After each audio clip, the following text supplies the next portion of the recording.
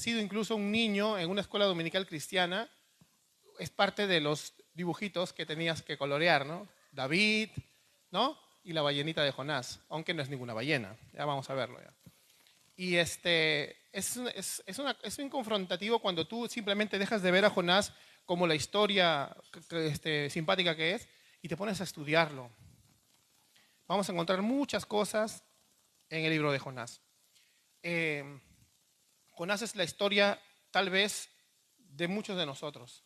Jonás es la historia de una persona que es creyente, pero que lamentablemente por el pecado, por el orgullo, por la falta de amor al prójimo, se olvida del Evangelio y puede hasta tratar de escapar de Dios. Mira, imagínate, ¿no? Y eso lo vamos a ver ahora.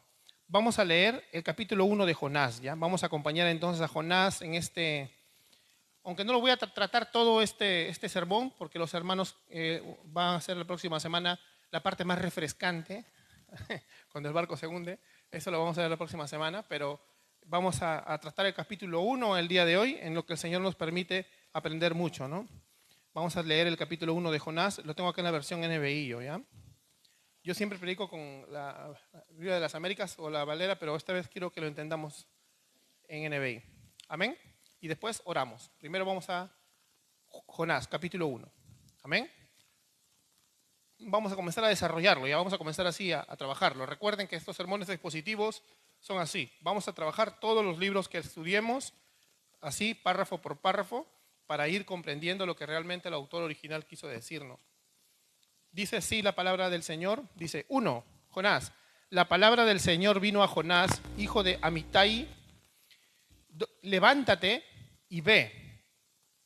Ve a la gran ciudad de Nínive y proclama contra ella que su maldad ha llegado hasta mi presencia, dice Dios. Pero Jonás huyó del Señor y se dirigió a Tarsis. Bajó a Job, donde encontró un barco que zarpaba rumbo a Tarsis. Pagó su pasaje y se embarcó con los que iban a esta ciudad, huyendo así del Señor. Pero el Señor lanzó sobre el mar un fuerte viento y desencadenó una tormenta tan violenta que el barco amenazaba con hacerse pedazos. Todos los marineros tenían miedo y cada uno de ellos clamaba a su Dios. Y arrojaron el cargamento al mar para aligerar el barco. Jonás, en cambio, había bajado al fondo de la nave para acostarse y dormía profundamente. El capitán del barco se le acercó y le dijo, ¿cómo puedes estar durmiendo? Levántate, clama a tu Dios, quizá tenga piedad de nosotros y no perezcamos. Los marineros por su parte se dijeron unos a otros, vamos, echemos suertes para averiguar quién tiene la culpa de lo que nos ha venido en este desastre. Así lo hicieron y la suerte recayó en Jonás. Entonces preguntaron, dinos ahora, ¿quién es el responsable de causarnos este desastre? ¿A qué te dedicas? ¿De dónde vienes? ¿Cuál es tu país? ¿A qué pueblo perteneces? Soy hebreo y temo al Señor, Dios del cielo, que hizo el mar y la tierra firme, respondió. Al oír esto, los marineros se aterraron aún más y como sabían que Jonás huía del Señor, pues él mismo lo había contado, le dijeron, ¿qué es lo que has hecho? Pero el mar se iba enfureciendo más y más. Así que preguntaron, ¿qué haremos contigo para que el mar se calme? Tómenme, dice Jonás, y láncenme al mar. Verán que el mar se calmará. Le respondió, yo sé bien que por mi culpa se ha desatado sobre ustedes esta terrible tormenta. Verso 13. Sin embargo, en un intento por regresar a tierra firme, los marineros se pusieron a remar con todas sus fuerzas, pero como el mar se enfurecía más y más contra ellos, no lo consiguieron. Entonces clamaron al Señor, oh Señor, tú haces lo que quieres, no nos hagas perecer por quitarle la vida a este hombre, ni nos hagas responsables de la muerte de un inocente. Verso 15. Así que tomaron a Jonás, lo lanzaron al agua y la furia del mar se aplacó. Al ver esto, se apoderó de ellos un profundo temor al Señor y le ofrecieron un sacrificio e hicieron promesas. En otra versión dice votos. Oración de Jonás. El Señor por su parte dispuso un enorme pez para que se tragara a Jonás, quien pasó 3 días y 3 noches en su vientre. Hasta aquí vamos a dejarlo el día de hoy. Este es el capítulo 1 del libro de Jonás. Vamos a analizar un poco este libro, su contexto, y vamos a aprender todo lo que Dios quiere hablarnos el día de hoy a partir de esta palabra. Amén. Vamos a inclinar tu rostro, vamos a orar al Señor para que nos ilumine Padre Santo, gracias por la oportunidad una vez más de estar acá, de poder, Señor, todos juntos como asamblea, como cuerpo, Señor, servirte, adorarte, Señor, meditar en tu santa palabra, Señor, para poder obedecerla. Queremos, Señor, ser no solo oidores, sino hacedores también, Señor, de tu palabra. Perdónanos nuestros pecados, Señor, y tráenos delante de tu trono todos los días, Señor, para tener el corazón sensible a tu llamado, Señor, y al llamado de tu palabra, para poder tener una vida de obediencia y una vida de agradecimiento delante de tu trono, Señor. Gracias, Padre. Ilumínanos, que lo que tu palabra nos va a hablar se quede en nuestro corazón. En el nombre de Cristo Jesús, amén y amén. Amén, hermanos. Jonás, como les digo, es un libro muy simpático porque es un libro un poco diferente, ¿no? La mayoría de los profetas tienen mucho que decir.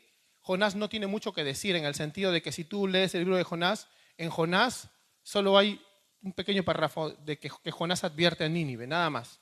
Casi todo el libro de Jonás, el mensaje es Jonás. O sea, son las acciones de Jonás, es la historia de él. Amén. No es como el profetas Jeremías, Isaías, incluso otro de los 12 profetas menores como Amós, ¿no? Tú vas a ver que ellos tienen una palabra, ¿no? Incluso contra los pueblos paganos, ellos van y dan todo un discurso, ¿no? Así dice la Jehová, y tiene una lista gigante. En cambio, Jonás no. A Jonás solo se escribe en su libro una pequeña parte. Es también raro porque los profetas se supone que traen un mensaje, pero entonces aquí el mensaje sería Jonás mismo. O sea, hay que ver qué es lo que Dios nos enseña a través de la vida de este profeta. Vamos a ver el contexto. Mira, Jonás era contemporáneo con el profeta Oseas. O sea, él había vivido muchos tiempos difíciles para Israel.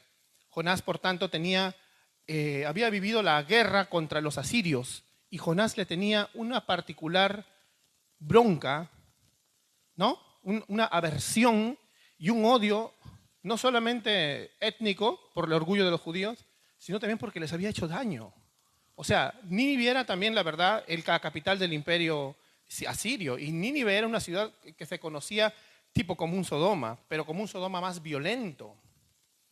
Nínive era una ciudad donde, si tú lees algunos comentarios, masacraban, ultrajaban, traían los despojos de sus victorias y tiraban ahí todo así, como si ahorita, por ejemplo, Trujillo fuera una ciudad guerrera y vienen nuestros soldados y tiran a los muertos que trajeron. Miren, acá están los cadáveres de nuestros enemigos. Y ya, la gente. O sea, todos eran así. Era una ciudad bastante brava, como se dice. No es un lugar donde a veces, no sé, ¿has visto alguna película de Jonás? Como si fuera un lugar pacífico. Y Jonás entra de mala gana y predica, y la gente solamente son comerciantes buenitos. No, Nínive era una ciudad bien peligrosa, bastante difícil, ¿no? Pero Dios, sin embargo, le dice, levántate y ve. Lo que generalmente vas a ver en otros profetas también, ¿no? Levántate, Jeremías, y ve. Heme aquí, Isaías, ve. Algunos ponían unos peros como, pero soy niño, pero no se escapaban de Dios, ¿no? Sino que tenían miedo, son humanos. Es normal que ante el llamado tengas un temor. Pero Jonás es diferente. Jonás es como que, ok, ya, te vas a Nínive y haces eso, ¿no? Ok. Y se fue corriendo.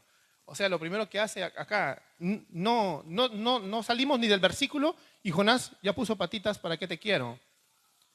¿Qué hace que un hombre que se supone que es profeta escape de esa manera?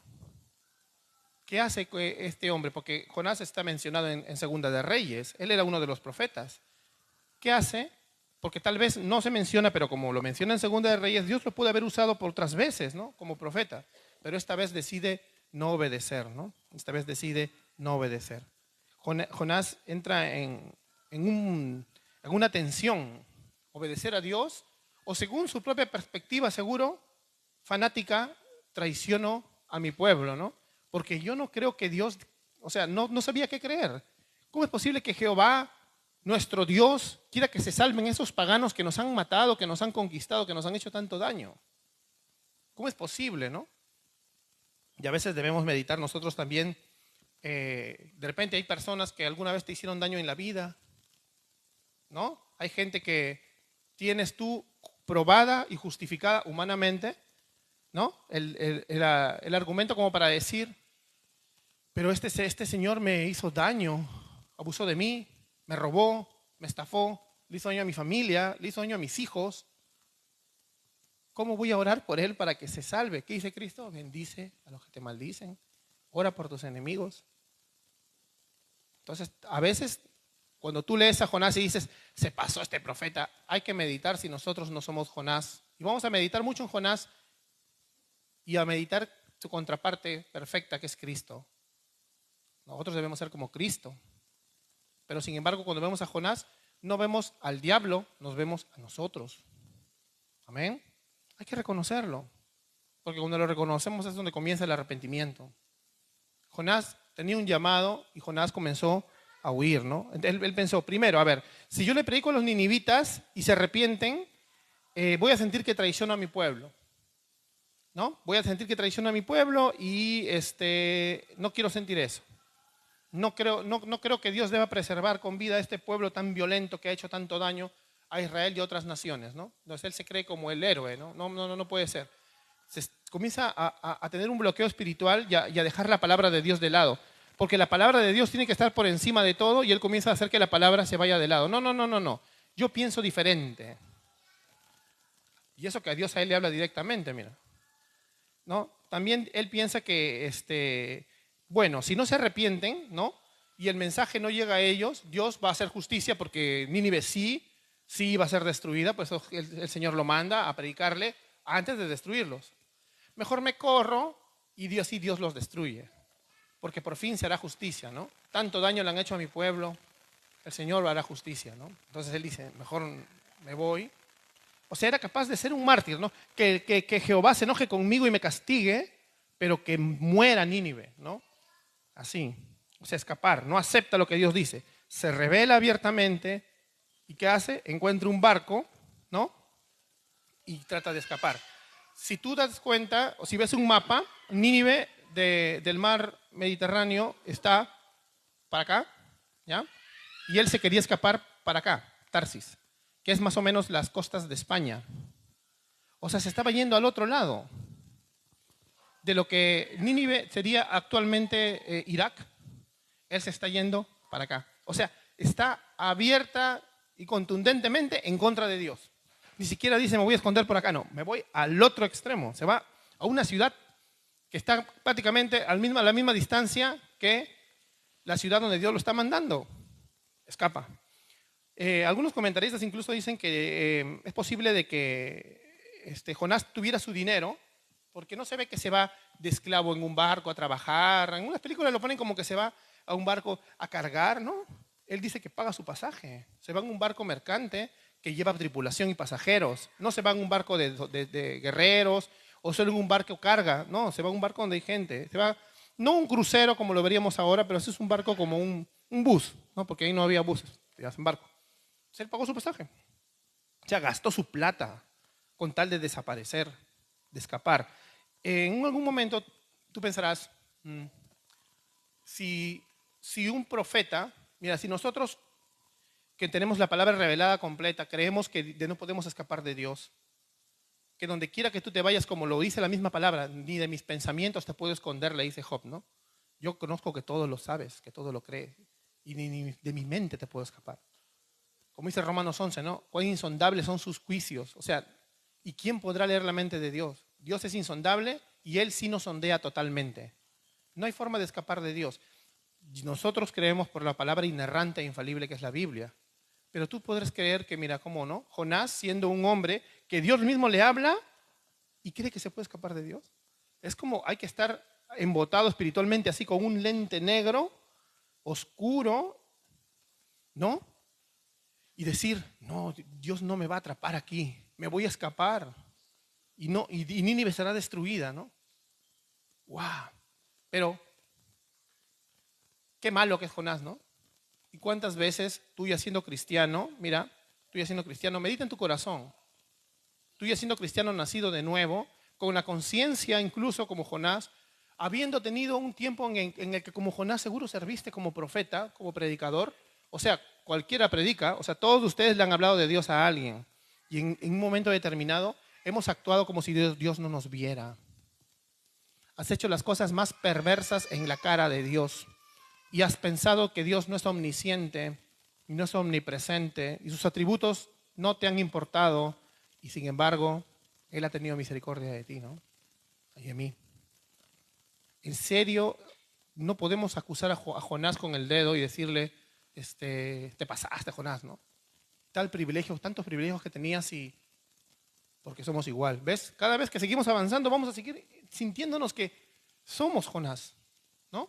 Y necesitamos un Salvador, necesitamos a Cristo. Pero ¿cuántas veces Dios te está llamando acá? Porque muchas cosas Dios tiene para ti como siervo del Señor, como sierva del Señor, como cristiano nacido de nuevo. Recuerden que siervo del Señor no es solamente un ungido, ¿no? Una persona que se levanta por el aire. Todos somos siervos del Señor, amén. Y todos entonces tenemos ese llamado y esa responsabilidad. Todos. Empezando por hacer discípulos. ¿Y tú crees que te puedes esconder de Dios? Y te escondes. Te puedes esconder hasta en cosas que no son difíciles. Tú puedes ir una nave a Tarsis y el Tarsis es tu trabajo. Te metes en el barco porque quieres escapar hacia, ¿no? Tus estudios. El Tarsis de tus estudios. Ahí no me va a ver Dios, como estoy haciendo algo bueno, no estoy haciendo nada malo. Entonces escapo de mi responsabilidad de discipular. No tengo tiempo. Tengo chamba. Hay momentos en los que tú desperdicias en cosas banales, y no te digo que no tengas tiempo con tu familia, no estoy hablando de eso, estoy hablando del tiempo que todos sabemos que sí tenemos y que no lo usamos para la gloria de Dios. Y nadie puede escapar de Dios, no puedes engañarte a ti mismo en este momento en tu mente y sabes que es así. ¿Amén? Amén. O sea, seamos sinceros. Este mensaje de Jonás es sorprendente, en serio. A mí me ha confrontado bastante. Miren, por ejemplo, yo sí, hace unos sermones les conté, ¿no? Hace mucho tiempo me escribió una señorita, una hermana, que era cristiana, pero decía que estaba en depresión. Y eso lo conté en unos sermones hace como un par de meses. Y ayer lo estaba meditando de nuevo cuando estaba conversando con los chicos ahí después de la pizza. Miren, uno se puede esconder, ¿sabes en qué? Yo al menos, ese es mi problema, que fue que yo me escondía de repente de mi misión detrás del estudio de teología.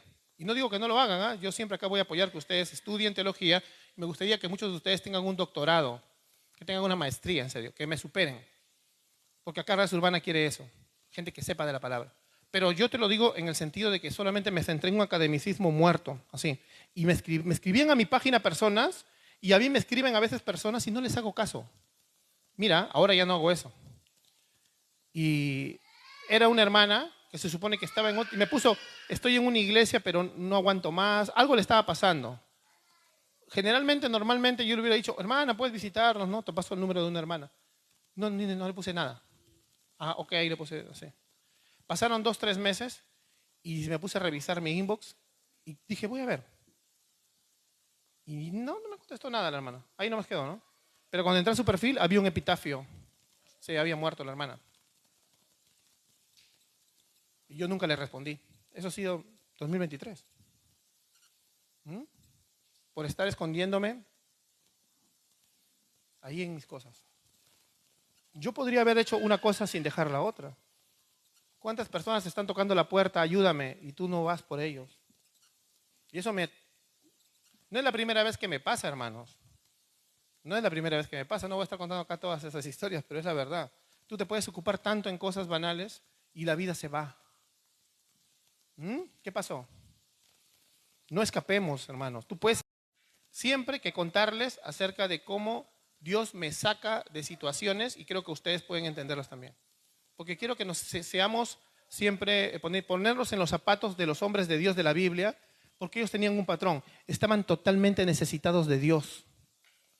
Amén. Cuando yo te hablo de un hombre de la Biblia, por eso quiero que lo aterricemos a nuestras vidas, para que te des cuenta que tú, como Jonás, o como Isaías, o como los apóstoles, todos tenemos una gran y profunda y urgente necesidad de Dios en Cristo Jesús por el poder del Espíritu Santo en nuestra vida. Amén. Por eso, no te voy a decir como los moralistas, no, tienes que ser como David, tienes que ser como el apóstol Pedro. No, tú tienes que ser como Cristo. Y es tan difícil que tienes que ver más bien a los hombres de Dios para darte cuenta cómo ellos tienen a Cristo como algo enorme, eterno y sorprendente. O sea, cuando tú lees a Pedro o a Pablo, dices, o sea, para ellos Cristo es Dios. Y así debe ser el corazón de un cristiano, ¿no? Es la única forma en que no hagamos esto. Porque tú puedes tener las experiencias espirituales verdaderas incluso, ¿eh? Porque Jonás no tuvo una experiencia falsa. Dios le habló. Tú puedes tener una experiencia espiritual externa muy fuerte y aún así escapar de Dios. Escapar de Dios. Que no pase eso, hermanos. Sigamos. Entonces,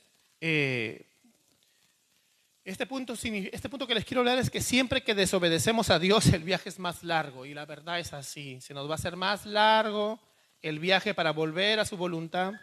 Cada vez que nos movemos de donde Dios nos ha enviado, te va a doler el regresar. ¿O no? ¿Cuánto les ha dolido regresar? ¿Amén? Amén. Nos ha dolido regresar. Cada vez que desobedecemos, el viaje se hace más largo, no necesariamente. Entonces, a veces tú puedes decir, es el enemigo, ¿no? El enemigo está ahí. Sí, a veces el enemigo, pero otras veces no es el enemigo. Como me acuerdo que hace años en un sermón dijimos, ¿no? El diablo puede decir, va, yo no he sido, él es. ¿Algunos demonios, ustedes han sido? No, ya ves, no, ninguno de nosotros ha sido. Ellos ya están condenados, ¿ah? No tienen por qué engañar. Ustedes sí. Como dice la palabra, los demonios creen y tiemblan. ¿Y por qué nosotros no temblamos a veces? Somos irreverentes. Sino que somos religiosones. Creemos que nuestra religión es reverencia. Y detrás de eso puedes estar escondiendo también tu escapatoria. Estás escapando, no predicas a nadie, no evangelizas a nadie, no compartes el evangelio, no disipulas. Acuérdate que invitar a la iglesia no es disipular. Bueno, dice, Jonás huyó del Señor y se dirigió a Tarsis. Bajó a Job, donde encontró un barco. Jope sería lo que ahora sería la actual capital de Israel, Tel Aviv, ahí es Jope. Y toma un barco, paga su pasaje. Y el Señor envía una tormenta terrible. Y aquí vemos la experiencia de los marineros, ¿no? Es bien curioso ver que los paganos, ¿no? Los paganos comienzan a decirle, bueno, en su gracia común, Dios les permite abrir un poco los ojos y decir que esta tormenta, porque esa tormenta del Mediterráneo, si tú ves en páginas de ciencia, hasta ahora se dan esas tormentas, y llegan a tener tanta fuerza que son equivalentes como a un cataclismo para el que está ahí, ¿no? O sea, si tú estás en medio del mar ahí, no es una tormentita, ¿no? ¿Cuántas veces estos marineros no han pasado tormentas, seguro? Y han sobrevivido, ¿no? Eran hombres de experiencia. Sin embargo, para ellos esta vez sí se asustaron. Ahora sí, nos tocó el 8, dijeron. Pero Dios les permitió algo, mira. En lugar de discernirlo naturalmente, como siempre, habrán dicho, uy, otra tormenta más. No, esto ya es demasiado, dijeron. Tal vez las olas eran tan grandes y monstruosas que dijeron, esto ya no es normal. Y como buen hombre de su tiempo, el capitán discierne y dice, esto es un problema contra los dioses, ¿no? Porque él es un hombre de su época. Y ellos todo lo atribuían a las cosas místicas.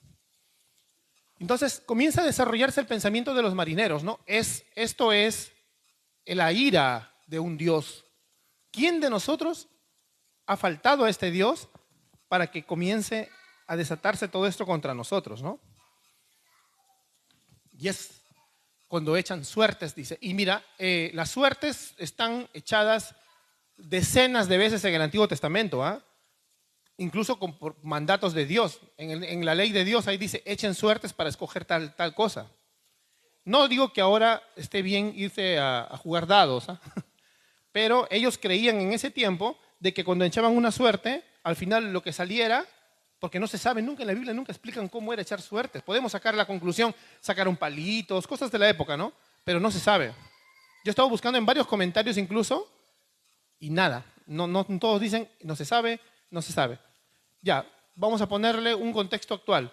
Vamos a tirar una moneda al aire, algo así. Pero ellos creían de que lo que salga es lo que Dios ha determinado.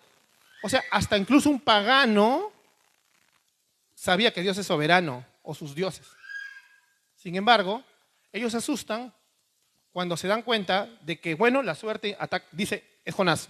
O sea, Dios usó esta práctica, que no es muy recomendable, pero Dios lo usó, así como cuando escogieron a Matías, para que Jonás sea apuntado como el culpable de toda esa debacle. ¿Por qué? Porque era un castigo a su rebeldía. ¿No? Y le dicen, ¿qué has hecho? ¿Te imaginas tú la vergüenza? Mira cómo uno espiritualmente comienza a oscurecerse, ¿eh? De ser un proclamador del Evangelio, un profeta como él, comienza a oscurecerse, comienza a caer, hasta que los mismos no cristianos le digan, oye, pero tú eres cristiano, ¿no? ¿Qué has hecho? ¿Ah? ¿Te das cuenta? Llegar al nivel de que las personas que te conocían como creyente un día te digan así, oye, ¿no se supone que tú eres cristiano? Tú me hablabas de Dios antes. Y mira lo que estás haciendo. Hasta que se escandalicen ellos, ¿no? Eso pasó acá, ¿no? Estos marineros dijeron, ¿pero qué has hecho qué le has hecho a tu Dios para que se ponga así?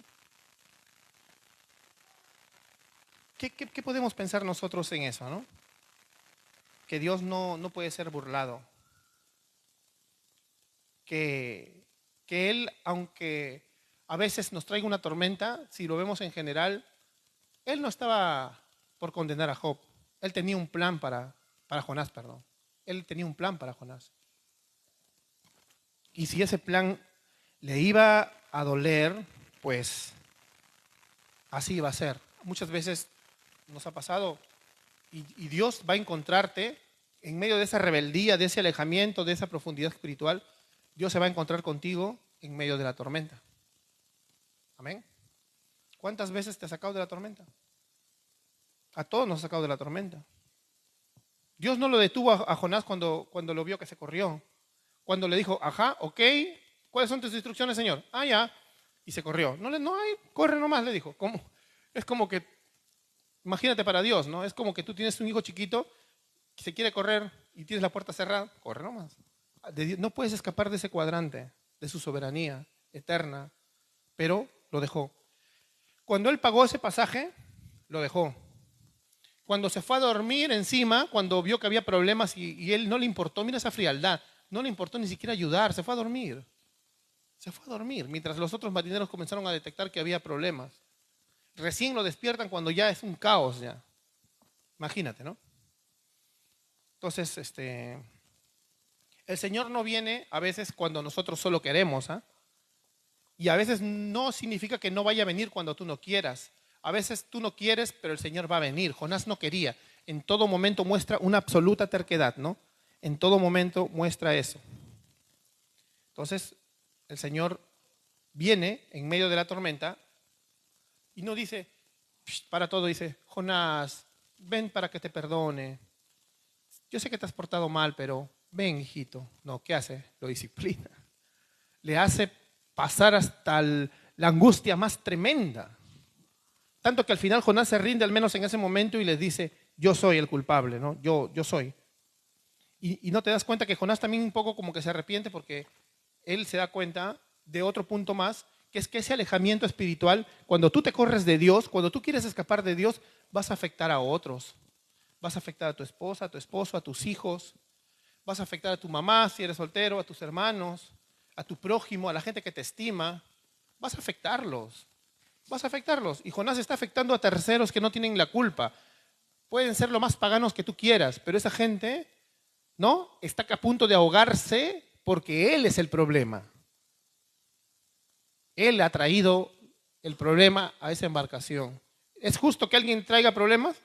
¿No? Él mismo se pone a pensar y dice, mis tormentas están afectando a otros.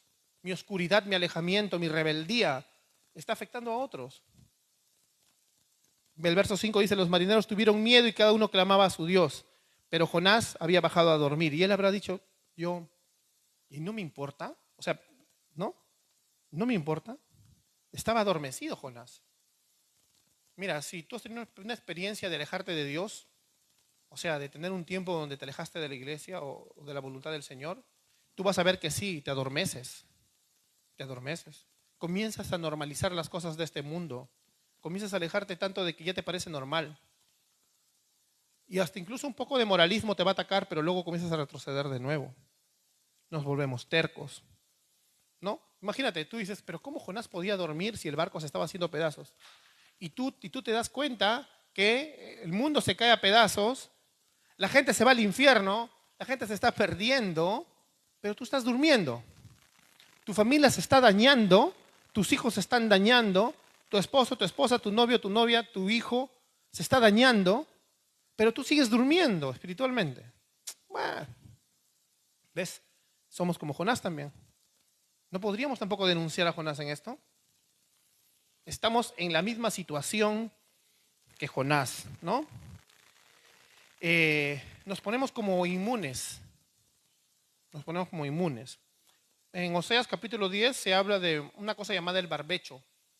El barbecho es cuando tú un terreno, ¿no? Un terreno agrícola, lo usan, ¿no? Pero luego cuando tú lo dejas, a ver, algunos le llaman, no me acuerdo cómo se llama, cuando lo dejan, ciega creo, no me acuerdo. Cuando lo dejan ahí y ya no lo usan 1 año, 2 años, y tú regresas y está durota, la tierra durota y llena de hierba mala, ¿no? Bueno, ¿qué se hace? Traen un tractor y remueven, ¿no? Bueno, en ese tiempo le metían esos, ¿cómo le hicimos acá en Perú? Chaquita, una pala o una chaquitac, ya creo que le llaman, en la sierra, no, ya. La cosa es que remueves el terreno, remuévelo, porque no vas a sembrar en un terreno de piedra, ¿no? Tienes que removerlo, porque la tierra que alguna vez dio fruto está ahí abajo. Y eso pasa a veces con muchos cristianos. Vamos a hablar en un lenguaje más actual. Tu corazón, que estaba ahí, temblando vivo, ahora sí, latiendo vivo, porque Dios te cambió corazón de piedra, ¿te acuerdas? Por uno corazón de carne. Y está así, se comienza a llenar de un caparazón de callos, de callos, de callos, hasta que se hace una piedra otra vez. No es el corazón de piedra que tenías cuando estabas muerto, pero es tan duro ya el caparazón que hasta te comienzas a comportar como antes. Comienzas a voltear, a mirar atrás y a anhelar el pasado donde eras un perdido o una perdida. Comienzas a anhelar los pecados de antes, comienzas a normalizarlos y te haces más duro, más duro, más duro. Entonces en Oseas 10 el Señor manda, en el contexto ya del antiguo del barbecho, que lo rompan ese barbecho. Dice, rompete el barbecho, les dice.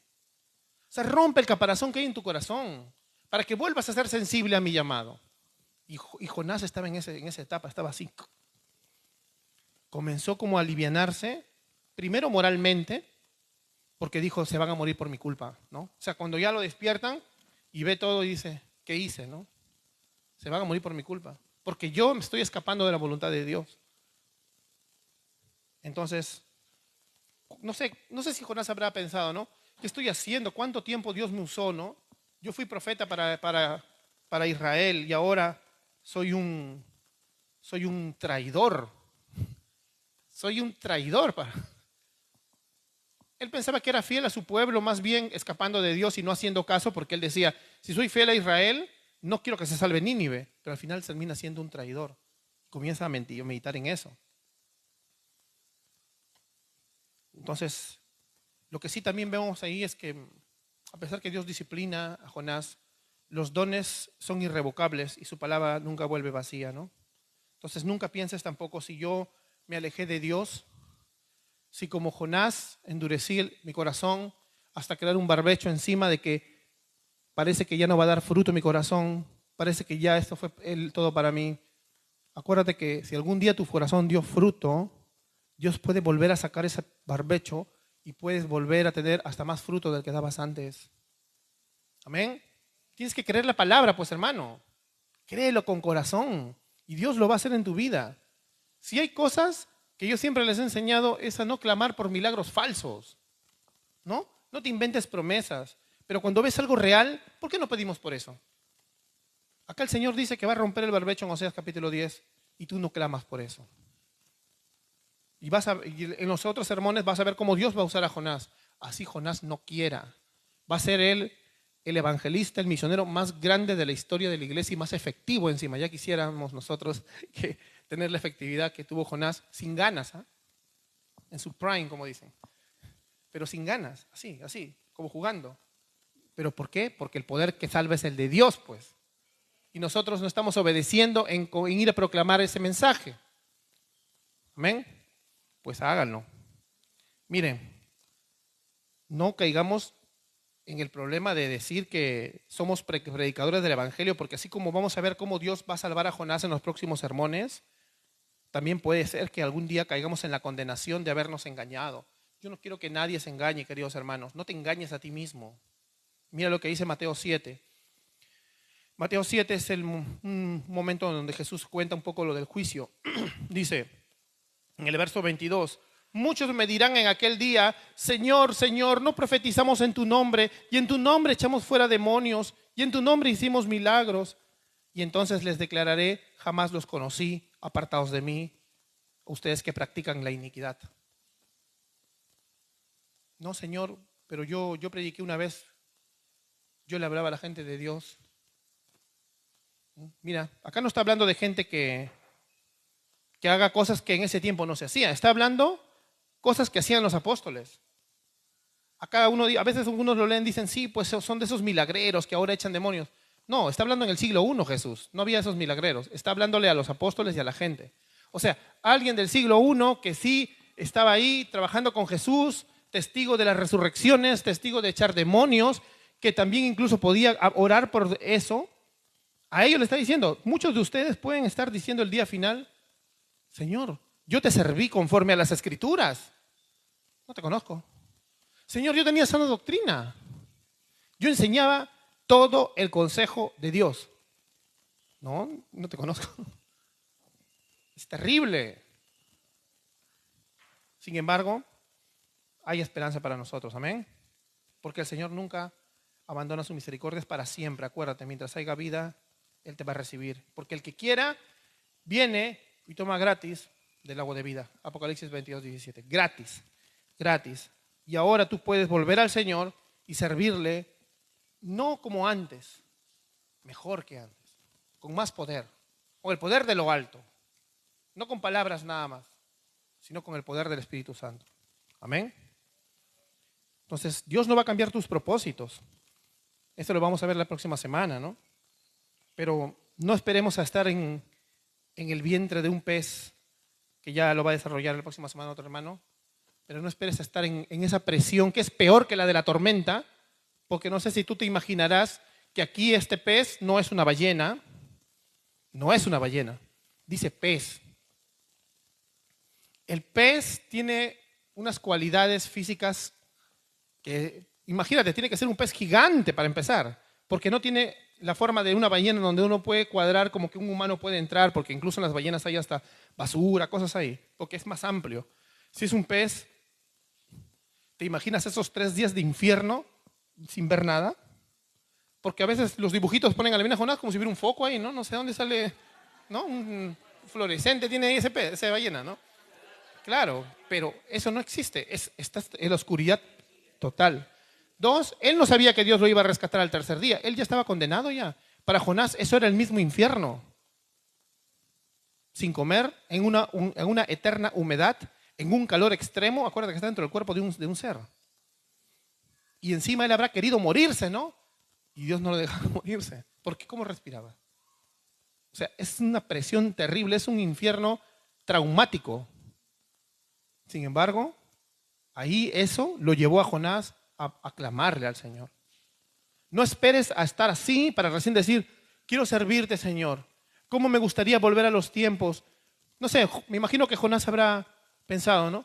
Cuando estaba ahí en Israel y tú me usabas como profeta y yo sí era obediente y me hubiera evitado todo esto, si tan solamente hubiera hecho caso a lo que tú me decías. Si tú hubiera confiado en que yo iba a ir a Nínive y no me iban a matar, sino que yo iba a proclamar para que Nínive se salve. Si tan solo hubiera amado a mis enemigos, si tan solo hubiera hecho lo que tú me decías.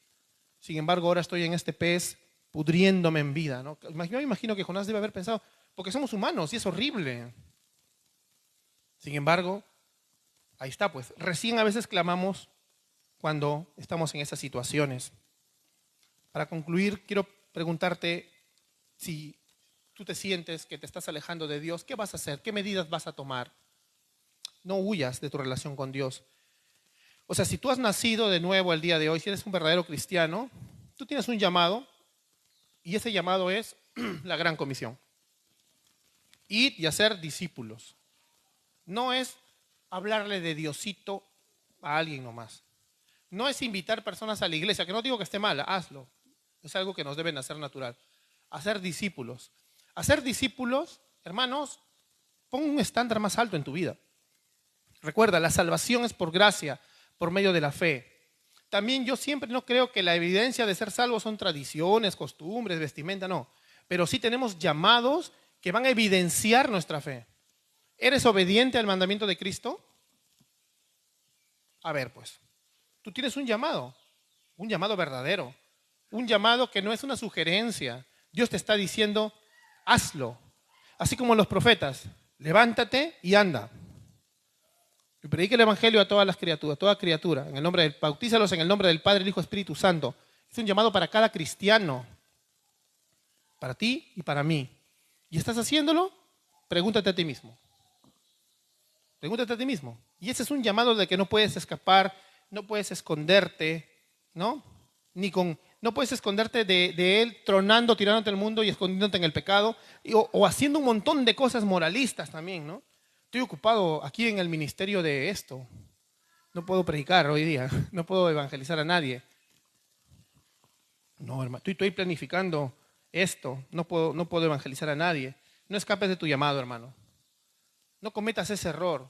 Porque mira, aun si Dios tiene misericordia de nosotros, en medio de nuestra huida, tú sabes que el infierno que vas a pasar en el pez te va a traer más maltratado de lo que ya estás. ¿Por qué no le sirves ahora? ¿Por qué no es más práctico? ¿Por qué esperas estar en el pez? ¿Por qué esperamos estar en el pez?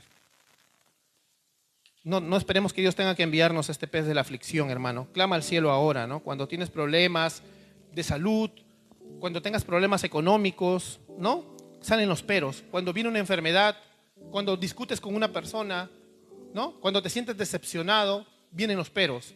Porque tú puedes estar on fire mientras no haya problemas que te toquen, ¿no? Sí, yo voy a servir, ahora mismo voy a servir. Y vienen los problemas y, pero me siento triste y comenzamos con esas cosas de este siglo también, ¿no? Odio mi vida, un montón de cosas. Basta. O sea, esas cosas para Dios no son excusas. Porque ese es el primer pasito para comenzar nuestro viaje hacia Tarsis. Cuando tú tienes que ir hacia Nínive. No te vayas al lado contrario, querido hermano. Tenemos una visión y un horizonte, ¿no? Hacia allá tengo que ir. Ahora, en el camino, me voy a caer de repente. Me van a sangrar las rodillas. Me voy a caer de muelas.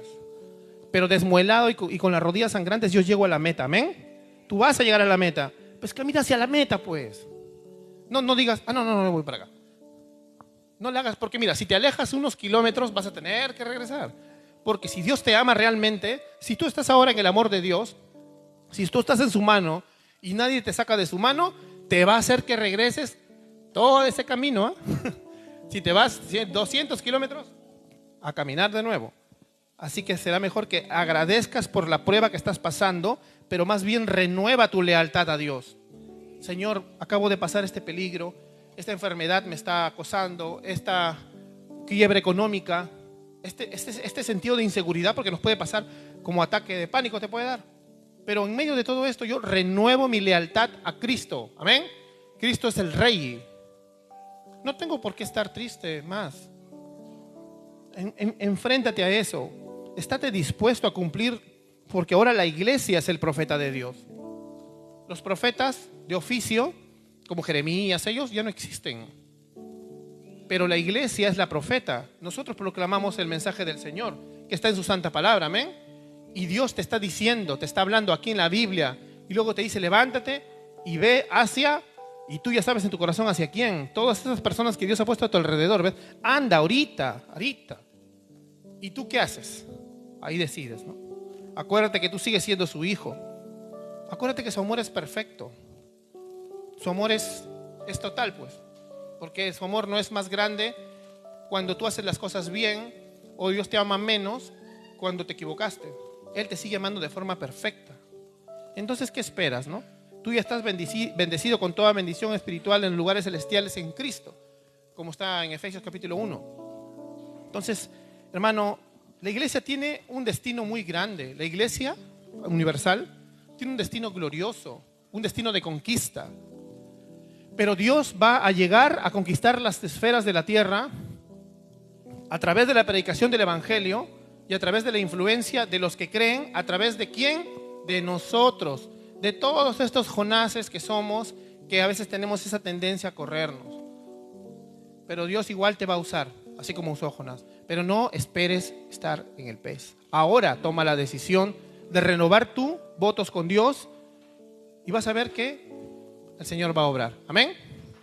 Amén. Vamos a terminar en oración. Ponte de pie.